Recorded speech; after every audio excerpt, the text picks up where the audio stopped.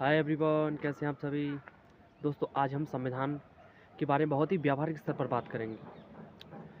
कोई घर होता है, उसको चलाने के लिए कुछ नियमों की ज़रूरत होती है। जैसे घर में जो पिताजी होते हैं वो बाहर काम कर पैसे कमा कर लाते हैं, और मम्मी जो होती है घर का काम करती हैं।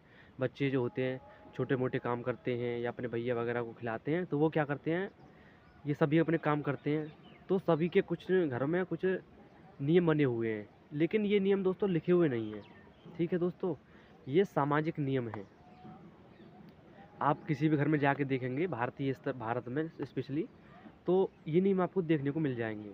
ऐसे ही किसी गांव के नियम हो सकते हैं ये, ऐसे ही किसी तहसील, कोई जिला, कोई राज्य, कोई देश के नियम हो सकते हैं। इन नियमों के समूह को ही हम क्या बोलते हैं दोस्तों, संविधान बोलते हैं। जैसे घरेलू स्तर पर जो नियम बने हुए हैं उन्हें हम घर का संविधान बोलेंगे। गांव के लेवल पर जो नियम बने हुए हैं वो गांव का संविधान।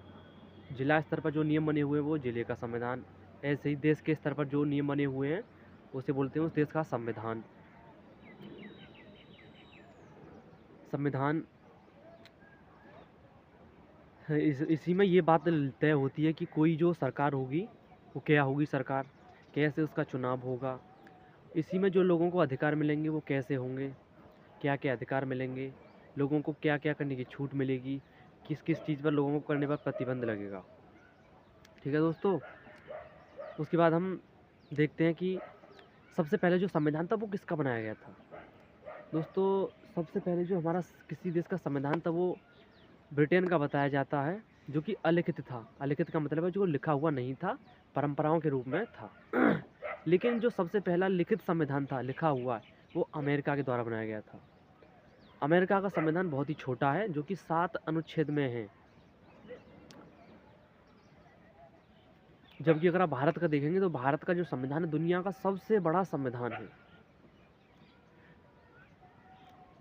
इसको बनाने में कम हमारे बहुत समय लगा था दोस्तों। 2 साल 11 माह 18 दिन, यानी कि 3 साल के करीब इसमें लगे थे। संविधान दोस्तों नियमों की एक किताब हो सकती है मोटी सी। हमारे देश में क्या है, किताब है, बहुत मोटी है। इतनी मोटी किताब होगी कम से कम, और उसमें नियम कानून लिखे हुए हैं कि सरकार क्या कर सकती है, जो नागरिक कौन होगा, मौलिक अधिकार क्या होंगे, राज्य के नीति निर्देशक तत्व क्या होंगे, आदि ये बातें हमारे संविधान में लिखी हुई हैं। उन्हीं के अनुसार कोई देश संचालित होता है। आज के समय में आप देखेंगे तो अधिकांश देशों में संविधान देखने को मिल जाएगा। तो दोस्तों, मैं आशा करता हूँ आपको संविधान के बारे में समझ में आ गया होगा। तब तक के लिए धन्यवाद।